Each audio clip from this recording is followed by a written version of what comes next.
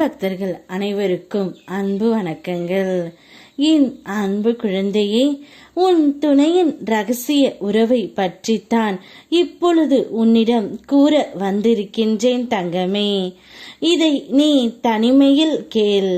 கடைசியில் உனக்காக ஒரு ஆச்சரியம் காத்து கொண்டு இருக்கின்றது.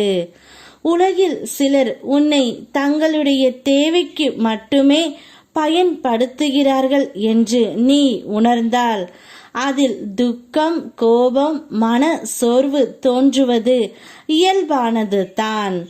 ஆனால் நினைவில் வைத்துக்கொள் தங்கமே, அது உன் பாசத்தின் குறையல்ல, அது மனித சமுதாயத்தின் இயல்பு. உண்மையான பாசம் என்றால் சுய நலமில்லாத அன்பு. அதில் எதிர்பார்ப்பு இல்லாமல், பாராட்டினை எதிர்பார்க்காமல் நம்மை அன்புடன் அர்ப்பணிப்பதே.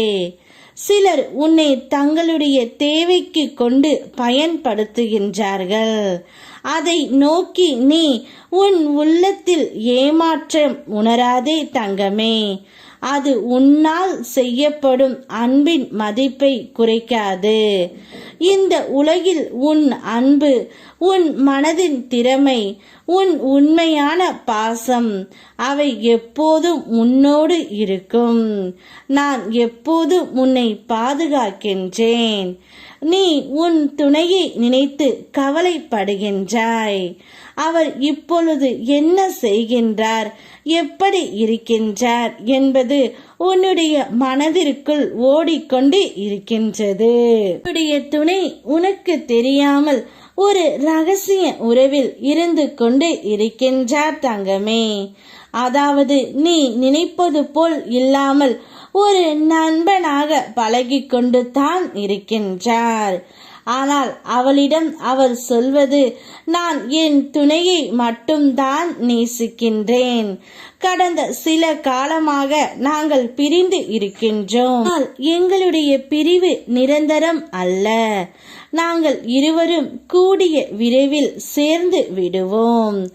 ஏதோ ஒரு சந்தர்ப்ப சூழ்நிலையால் தான் நாங்கள் இப்போதும் பிரிந்து இருக்கின்றோம் தவிர அவளை மறந்து நான் இங்கு வரவில்லை.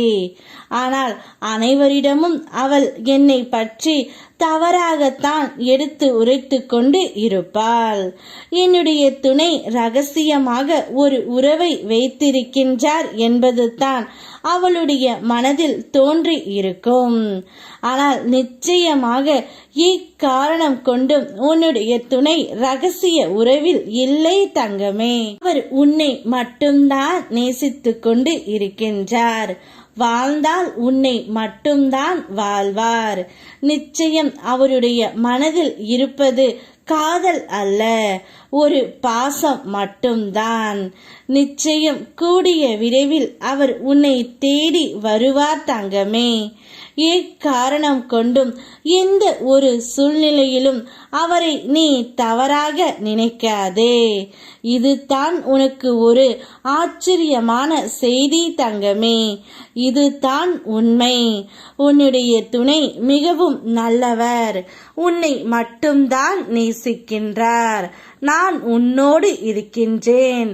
யாம் இருக்க பயமேன். ஓ முருகா.